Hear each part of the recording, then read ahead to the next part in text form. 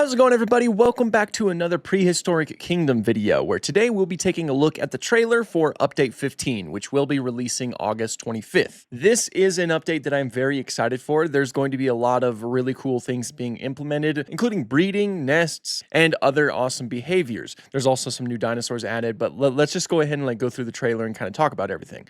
So first, we're introduced to the Gallimimus, which is one of two dinosaurs that will be introduced. This will also be our first ornithomimid. Obviously, we've already had an ornithomimosaur in the form of Dinosaurs, but this will be the first one that's actually in the family of Ornithomimidae, and it looks gorgeous, man. They took a lot of influence from ratites in terms of their movement and whatnot, and probably from their feathering as well. The feathering just looks so good on these guys. There's just a lot of shots where they're just kind of looking around, and they just look so much like real animals. And they have the size too. Gallimimus is the largest ornithomimid, and it certainly does show in this portrayal right here. We also get the first look in the trailer of the sort of mating dances that you'll be able to see, or just different animations in general that represent different behaviors. As we see two Gallimimuses likely in the middle of a mating dance. I believe that one is a male and one is a female.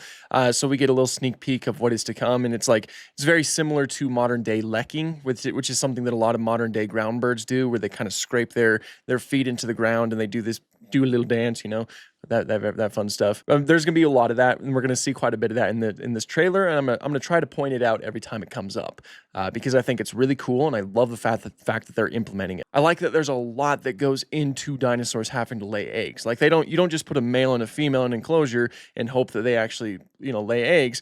There's a whole process behind it. The male needs to try to impress the female, and the female needs to accept the male before they actually decide to breed and then lay their eggs. There's a lot that goes into it, and I just love that. Also, there's breeding seasons, but we've talked about a lot of this beforehand, but it's just really cool. And then we see the little baby Gallimimuses here. There's just, what can I say, really? They look great. I love them. And of course, the second dinosaur that will be included is Oviraptor, technically the first dinosaur found with evidence of parental behaviors, though when they found it, they thought it was stealing eggs, so it was given the name Oviraptor, which means egg thief. I've talked about that a lot before. As we now know, Oviraptor was a dinosaur that performed a brooding behavior similar to modern day birds, where they just lay on their eggs and they protect them. This design just looks so good, though. The detail in the feathers looks amazing, and the overall, I really like how much bulk is in its neck and just its overall body. They just captured it so freaking well. We also see them eating some fruit, which is, yeah, that's pretty true.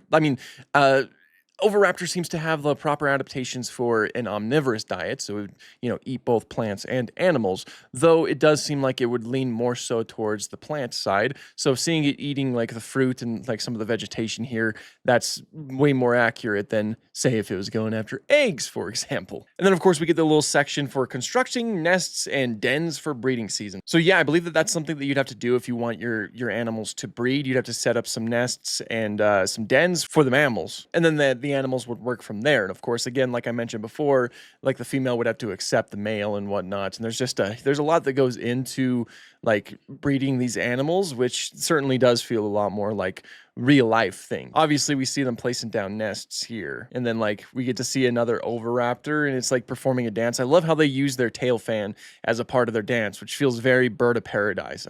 I love that. And then it cuts to the female creating the nest, and it digs in the area that you set it up, and then it creates a little nest, and then here it is. Here's that brooding behavior that I was talking about that we know that Oviraptor did. Isn't that awesome? I freaking love that. It's so cool. And again, just the gorgeous model, and the egg shape is correct for Oviraptor too. And then we got to the babies, which they look like baby birds, and I love them. We also get to see new types of behaviors that aren't necessarily for breeding. We see two Triceratops. I assume it's kind of like a dominance display, as they're kind of moving their frill around and kind of showing off their horns and their frill, which is very cool.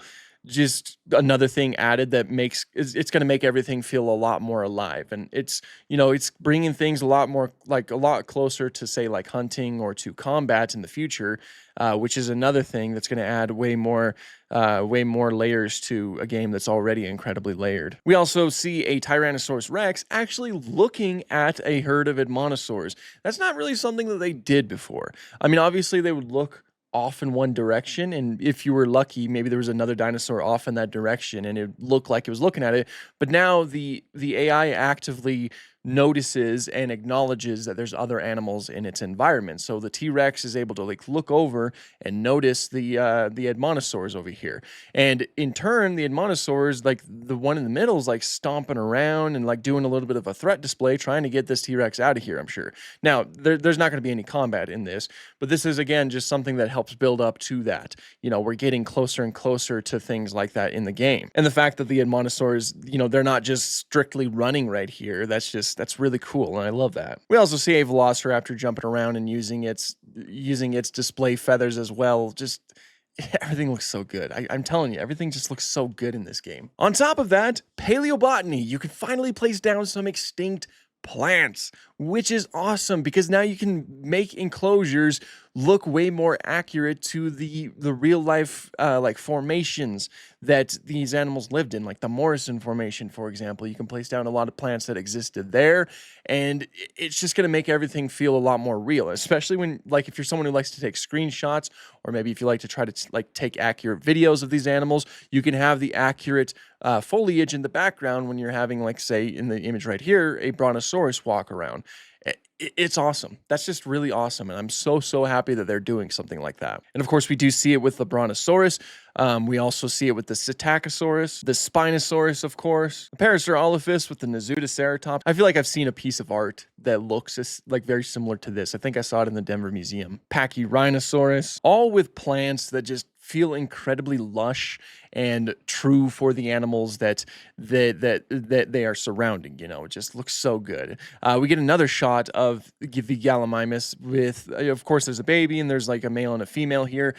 Look how cool that male looks, though. Like with that coloration, the oranges and the yellows and the sort of maroon coloration that it has is just so sick. It's just so sick. It looks so good. A baby Paraceratherium. Obviously, you know, like I've talked about before, the whole breeding thing doesn't just apply to the dinosaurs, the mammals. You can like set up dens for them and whatnot. We also get a shot of like a Spinosaurus performing like a mating dance, and I don't know what it is, but I just love it. I love how it like incorporates its tail into it, because the tail of Spinosaurus is kind of like a debated topic. Now, it kind of, like, at first glance, it does kind of look like a paddle tail, and that's how many researchers like to view it, like Nizar Ibrahim. They believe that it was mostly used like a paddle, and that it would kind of like, you know, kind of like a crocodile type tail. Other researchers have noted that it looks very similar to a basilisk tail, which is a type of lizard that also has tall neural spines on its tail.